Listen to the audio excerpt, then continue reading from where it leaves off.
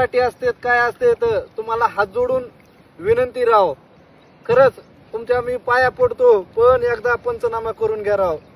चांदेगाव तालुका जिल्हा बीड हे गाव आहे आमचं छोटस.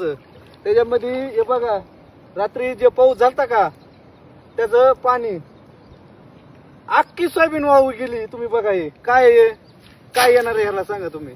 किती काढून तरी उपयोग आहे का काय.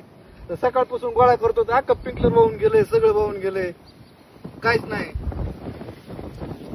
तुम्हाला हात जोडून विनंती की बाबा पंचनामा तरी करा. तेवढंच काय फुल नाही फुलाची पाकळी तरी आमच्यात येईल. आता पीक तर गेलंय पण काहीतरी येईल ना थोडस रे.